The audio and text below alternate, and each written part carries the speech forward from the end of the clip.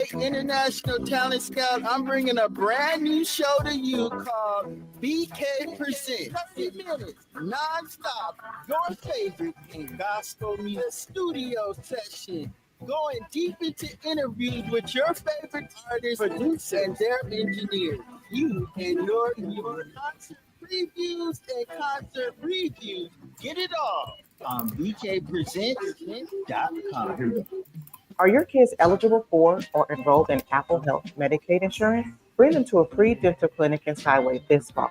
Public Health Seattle and King County is hosting free dental clinics for kids 12 and under at the Skyway Resource Center one Saturday per month. Now until December, visit kingcounty.gov/ABCD for more information. Again, that's kingcounty.gov/ABCD for free dental clinics for kids. Rainier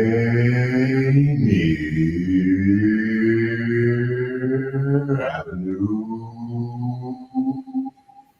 Radio.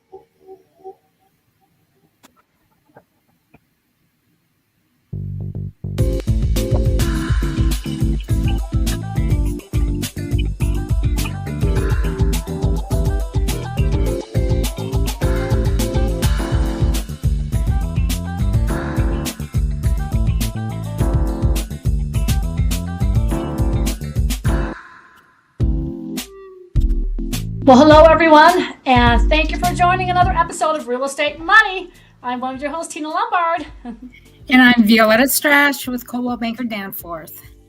Great. It's great to see everybody. Oh. Yes. Can you hear me? Yeah. Yeah, I can hear you. Yes. Great. So what are we talking about today, Tina? What we're going to be talking about, it's after summer. It's late summer. That's why we have a late summer background here. But we're going to talk about, moving during the school year, moving to a destination that's either better for your work or better for your home. Or for your students. Yeah, do you see me? I can see you, yes. For some reason, it's blank on my end. Okay. Yes, we can definitely see you. Okay, all right. Well, let's get into it then.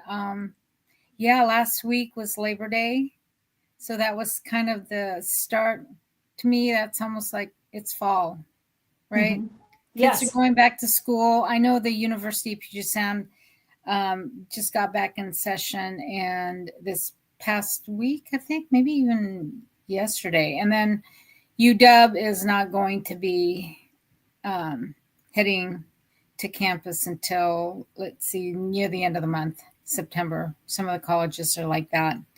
But you know what? Now that COVID is in the near past, there are companies that are having their employees come back on a mandatory basis several days a week. Like, let's see, who was it?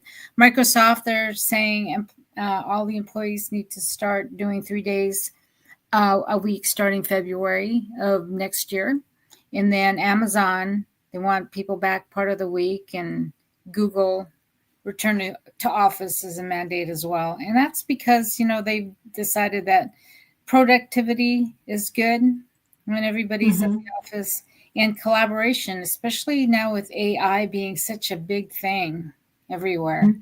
They need people, with their thinkers and creative folks, and everybody hands on deck to get going and keep up with what's happening out there.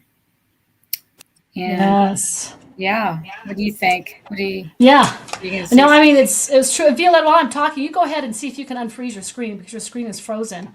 I don't know how to do it. Get out and get back in or something. Yeah. Okay, see ya. Bye. Yeah. Okay. Yes. So what Violetta is talking about, she's talking about how now some employees are telling people they have to come back into the office. In the past, during COVID, a lot of people had to work from home, and there was no other way they could not get in the office, such as loan officers. We were forbidden to talk to or to meet any potential clients for refinances or purchases. And so, after COVID, because it was such a great system where we didn't meet people, we were able to virtually take applications over the phone and actually sign with a notary over the phone. A lot of those habits or those ways of doing business when COVID came around is still good today as far as loan officers and real estate and transactions, that sort of thing. You no longer have to be in person. But there are some jobs such as Microsoft, such as Amazon, or maybe other jobs out there where, you did have the luxury of not having to go into the office, but now you have to go into the office. So there are a lot of people during COVID or the years after COVID, they got so used to working at home that they say, forget the city, forget the commute, forget the gas, I'm out of here. So they went to the deep suburbs or they went to the foothills. They went somewhere out where the air was fresh and clean and they didn't have to worry about gas or driving or commuting or actually getting up and having to get into a car and drive to work. So these people have made a whole lifestyle about living outskirts and not having to come into work. Well, things have changed. The employers are now saying, hey, we want to look at you. We know productivity has remained the same. It has improved, but we want to see your face. We want to make sure that we're paying you for a full 8 hours and you're actually working a full 8 hours. Or for whatever reason, these employers are asking people to come back into the workplace. So what do you do if you did escape during the last COVID scenario? You escaped from the city and you moved out to areas such as Enumclaw or Issaquah or Everett or Marysville, somewhere that's out, or even here in Denver, if you move to Monument or Golden or Evergreen or Fort Collins. I mean, if you moved away from the inner city, what are you doing now? Now you have to come back into work. So this is playing havoc on a lot of people. A lot of people are looking at gas prices and thinking to themselves, wow, during COVID, gas was, a certain rate, but now gas is pretty expensive in certain areas. Now, I know here in Colorado, the average price is right around $2.80 for unleaded, but I know that other parts of the world, the gas is like, $5, $6, or $7 a gallon. So here it's not so much of a thing, but in other places like Seattle, where not only is the gas not so cheap, but the commute is longer.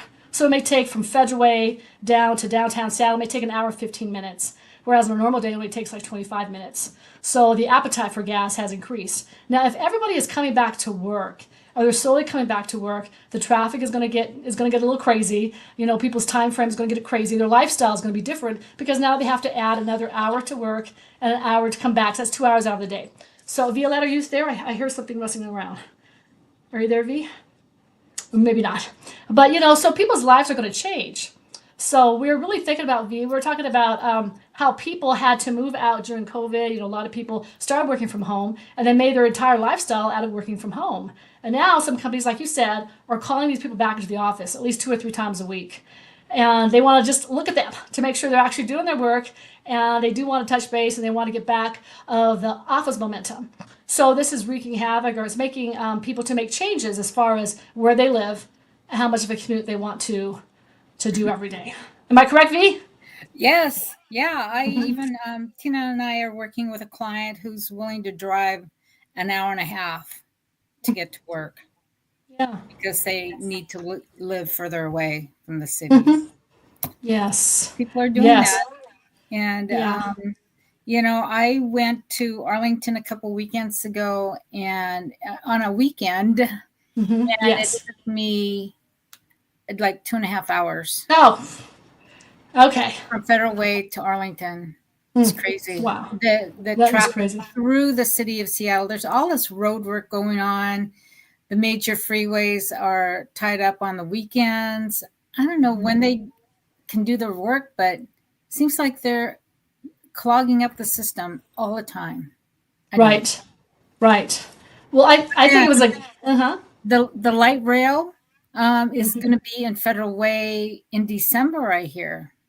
That leg from SeaTac or Angle Lake to here is going to be wrapped up in a few months. So, right. Well, I know they've been building that ramp right there at Federal Way off of 320th, right? Yeah. Yeah, they've been building that for quite some time. But already the traffic is packed right there in 320th and Pack Highway. It's just going to be a nightmare. Yeah. So what are people supposed to do? So what are they supposed to do? I know that when I bought a house way back in the day, I bought one right there in Rainier Valley. It was a real nice home. But, we had kids and there was crime. So we're like, we're out.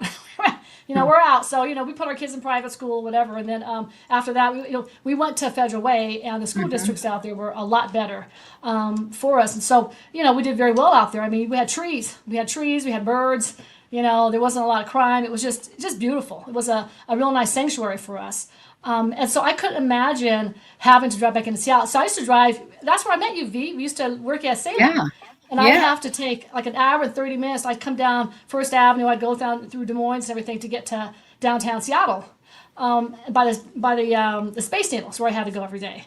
And that was a nightmare. I mean, I loved working there, but it was a nightmare. It took 3 hours out of my day. An hour and a half to get there, an hour and a half to get back. Yeah. And then I started working in Tacoma, and that was just hop, skip, and jump, boom. 12 minutes, I'm in Tacoma. And so I started working in Lakewood in Tacoma because I said, I'm not doing that commute in Seattle anymore. But if I were in Seattle now, I'd probably live where you live, like Dash Points, which is beautiful, where it's just sanctuary, it's beautiful. I'm in the mountains, I have fresh air, low crime, just a real nice area. And I would work from home. And so now I've got that luxury of working from home. I can't imagine if my bank told me I had to be at work every single day. That would just be a nightmare. Yeah. And when you're looking at the outskirts of Seattle, there are always some bad areas of town from, let's say, the freeway, I-5, till you reach maybe halfway to the water if you're going west. That stretch is kind of sketchy, but then when you get out to the end of it, it's so nice, quiet, no crime, people feel safe, and that's where you want to be. And I've found a lot of places like that. All right. Down the coastline, right, in particular, right, yeah. So I mean, there's plenty of houses. I mean, I was telling Violeta before that in the past, to live in the city was way more expensive. Yes. And then you live in the suburbs, you could have twice the square footage, nicer, newer home for half the price. And, after COVID, and, people don't like the density and they don't like the crowding and all the traffic.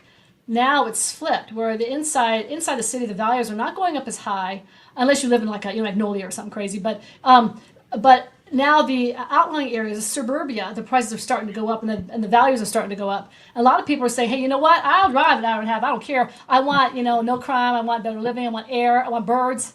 So they're getting out. Yeah. And I want to show you this house. Is this a good time to do this? Yes. Let me see if I can share. Well, you go ahead and talk. I'll go ahead and see if I can share this. So we have a client. Tina and I just helped them get into a farm outside of Renton, and I'm selling their house now in the Renton Fairwood area. Are you able to share that? And I want to show you there's areas in the house where look at this beautiful home. Beautiful. Yeah, 4 bedrooms, 2.5 bathrooms. And there's a bonus room. So if we flip through the pictures, there are areas for the kids to study, for the anybody who needs to what's going on, who needs to work from in the house.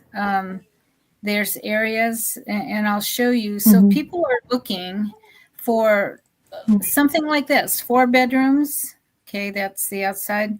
And then we'll go into the house. That's gorgeous. And then you move towards the back of the house, and there's an exercise room, which was a garage, one of their 3-car garages. Powder room, keep going. So now we go into this open area, starting with the family room on the on the left. And then it's very big. It's a great room concept. There's another shot of the family room. And then the kitchen with that island, they have stools there. Kids can hang out and study a little bit there, but it's a great, huge entertaining space. And then chandeliers. Yeah, their lighting fixtures are phenomenal. And there's the stairs going up to the bedroom areas. But then you come back down next, that's the kitchen island again. And So see, there's the view of that great room, and then the dining room, and then look at the far left. They put in this during COVID. Everybody was working from home, especially the wife. They built this built-in wall unit so she can, work from home downstairs where everybody else is, and not be confined to a small bedroom, which you'll see in a few minutes. But that was a great idea to have that. And, then you, now that they've moved out, the next person can use that as, just a space to display a bunch of things and keep albums and photo albums if you have those. And gorgeous. in the drawers. And that's a view of the entry. The doors on the left there of that entry table. Yes. And then let's go upstairs and take a look at the space up there. Okay, here's the master bedroom. I might as well show you the whole house, Tina. You haven't seen it. Let's do it. Let's go. Look at that. That's gorgeous. That's the master, and then the ensuite is the next, the bathroom. His and her sinks with a standalone tub right there, and across from the tub is the shower. Step right in. It's big enough for a couple people, 3. And then they put in this new closet organizer. So beautiful. That is so gorgeous. That's one side, and then the other side, all brand new. And they put in tankless water heater, new furnace, new AC. Everything's new vinyl plank flooring. This used to be the office before she moved downstairs to that big wall unit area, but she had a desk and all that stuff in here. Now it could be a sitting room, a reading room. And then next door is, keep going, is a bedroom, one of the boys' bedrooms. And then next is, I like the chocolate wall. And that was really nice. Everything, I like, this is, a lot of people are having their utility room, their laundry room upstairs where all the bedrooms are. Makes a lot of sense. That makes sense. Is this upstairs? Yeah. All this is upstairs. That makes sense, yes. Yeah, so there's a main bathroom for the boys, and then the next one is another bedroom with a chocolate wall, and then they've redone this huge space. It's a bonus room. So they had it as a gaming room, a theater, a craft room, but mainly gaming. So they replaced the carpets, brand new carpets, and then the walls are painted. But that space you could also use for studying. You can have some desks there. Yes, you could. Yeah, whatever. If you're working from home, make that be your space. Whatever you want to do. And then look, they put turf in the backyard. This is gorgeous. This is a lot of room to play and just relax. Yeah, and then the green belt. Got an air conditioning unit over there. Yeah, new air conditioning unit, and then so just wrap it up with a couple more slides, Tina. So the yard's it looks like it's private with some fence around it, and that's beautiful. What a beautiful home. That's it. It is. Wow. So if you're interested in this home, please give me a call because we would love to sell it to you. This could be your home away from the city of Seattle. The husband, and now they moved a little bit further away. They have a farm now with 5 acres. She would like a pond or a lake or something, right? They got like a pond or a lake out there too, don't they? Yeah, there's a little pond with the geese that kind of attracted them. And the funny thing about the geese, they have a little island where the pond is too. And now the geese are gone for the winter. But the geese, the former owners would feed the geese. The geese were used to the former owner, Mike. They would walk up to the house, wait for Mike to feed them, and then they'd all march, they'd parade down to the lake. My goodness. It was the cutest story that I've ever heard, but they've got a lot of land there, and the wife would like to have some rescue dogs on site, help out with that, and they have 4 dogs of their own. They're gonna rebuild the little farmhouse because they went from that other beautiful home that you just saw pictures of. That's a little over 3,000 square feet, 4 bedrooms, 2.5 bath, to a 1,600 half Yeah. the size of that, with three bedrooms and 1.5 bath. So a rambler, not a 2-story contemporary. This is an older home, and but the land is what they're interested in, and they're further away from where they need to be, the city, but they didn't care. Oh, yes. They just No. want to be away from all the stuff. Yeah, I know sometimes with these type of homes, the underwriters will ask something silly like, well, why would they move? I'm like, let me see. They got land, they got grass, they got a, they got a lake, Fresh they air. got a chicken coop. Yeah. They got a land, a lawnmower where you sit on. I mean, they got all Tractor, that. They got the package. The riding mower, the tractor. They're gonna have a sports court built or something to that effect there. Yeah, and I think I put that all in the letter. I was like, "Are you kidding me? I mean, have you seen this new place?" You know, and but I mean, that's a perfect example. They just said, "You know what? We're out. We want some air. We want to like get everything. We want all the 5 acres. We want to get out there, right?" Yeah, they got acreage, didn't they? They got acreage. Oh yeah, 5 acres, and they feel very safe there. Yeah. Oh yeah. A lot of people around them. Yeah, so just really quick here, before if I can do this, I want to show you what type of a loan you could get if you were to do what is it called here? Let me see if I can share this really quick. I can't. Never mind. Let me see if I can share. But you can get a bridge loan. You can actually get a bridge loan, and a bridge loan is really nice because what it does, let's say that you have a house, and that house was 1.17 that they were selling. But let's just pretend their balance was like, I don't know, $400 to $1,000 or something like that. So we actually could have done a bridge loan for them. In this case, we didn't have to, but we could have done a bridge loan up to 80% loan to value. So around $900,000. So $900,000, subtract their balance of $400,000. That's $500,000. They could have used for a house to put down on another house. Okay? And so a bridge loan is something that you could do. A lot of times people say, okay, yeah, I want to go by the river, and I want to get on the mountains. I don't have any money to put down. I got to sell my house first. It's just too much.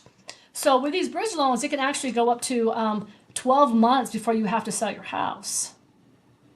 You don't make payments on both of the houses. You get your old house, you get a bridge loan on that, and you get a new house. So you don't have to make payments on the old house and the new house. You just make payments on the new house. So a lot of times if you're like, I'm out. Okay, I heard one too many gunshots. I'm out. They call you up and they're like, listen, I don't know how long it's going to take to sell my house, but we're out. I can actually do a bridge loan application for you. It takes less than 24 hours to get a bridge loan, approved or whatever. And I can say, hey, listen, you got $600,000, go. And you can go with Violeta and go get yourself your castle on the hill, and don't worry about this house here. You got 12 months to sell it. Of course, these bridge loan people, they analyze your current home, and they don't give you a home if they think your house is going to sit. If it's not priced competitively, they're not going to give you a house. So I'm not going to say it takes away the risk, but they will analyze your house to see if it is doable. If you're living in a bad area, your house doesn't have the equity, they're not going to give you a bridge loan that you have to owe back. They are very prudent in finding out if your house is going to go for whatever. So if you have somebody who is, they're sitting on the house and they're like, I'm out of here. My interest rate is 2%. I owe $150,000. I could have $900,000 if I sell tomorrow. I'm out. If you get one of those type of people, just buy a home. We give you the bridge loan. Then you've got like a whole month, 6 months, 3 months, whatever, to clear the house out and sell your home. And go find your house with the 5 acres. That's great. You said a year. They don't have to sell that other home for a year. They don't have to sell for a year. It's up to 12 months. Wow. It's up to 12 months. Some of them are 6 months. Some of them are 12 months. Depending on the interest rate and what you want to do. And some people say, let me get in my house for about 3 months. I just want to, and I just want to relax. I want to, just relax and unwind. And then after 2 months, then I'm going to sell my house. Some people say, listen, we're leaving, we're cleaning out. You go sell it, put it on the market tomorrow. So you really have time to breathe. They're not giving you 12 months because it takes 12 months to sell your house. They're giving you 12 months so that you can just take a breather. You can just kind of sit down. I went through the trauma of buying another house and trying to move in. It's going to take me a year and a half. It's going to take me a month and a half to move all my shoes out, and I just want time, because me and you, it's going to take a while. Yeah, But it gives people time and some momentum so that they can find another house, get in it, move in, settle down for a second, then figure out what they're going to do with their old house. Some people, they don't even want to bring their old furniture, because their old furniture is trapped with different memories, different emotions, or if it's that particular house, it doesn't fit in their new castle. Right. So they don't want to bring the furniture, so they go buy new furniture, put it in the new house. Then they take some time to get rid of, donate, sell, whatever, their old furniture. So a bridge loan is a very good way to go from your house to a new house. I mean, if you had it up to here, you're like, I don't have any time. I want to get the hell out of here. I want to get out of here.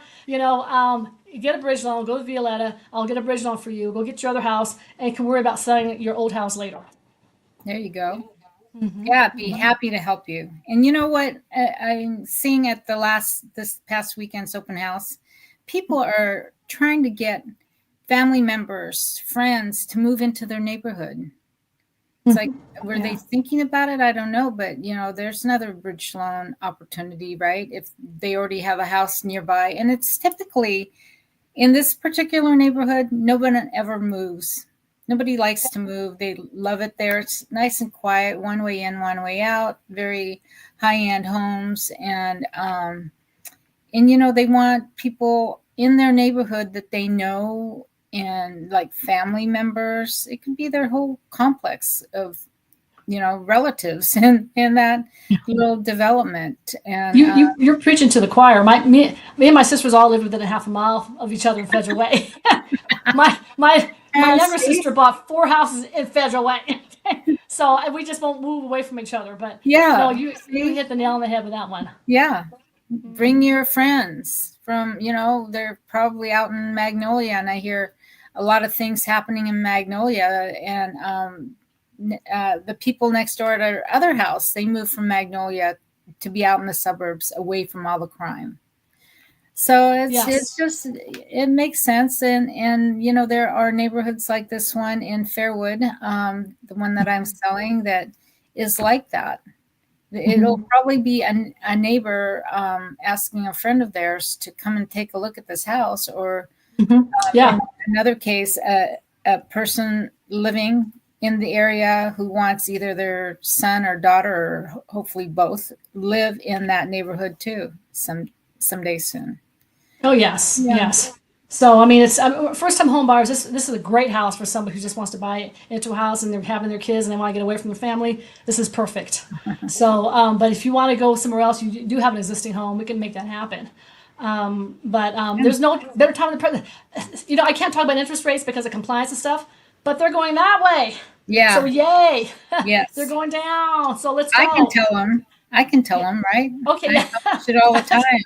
Right now, it's 6.5 for a 30-year fixed, and 5.6 for a 15, or something like that.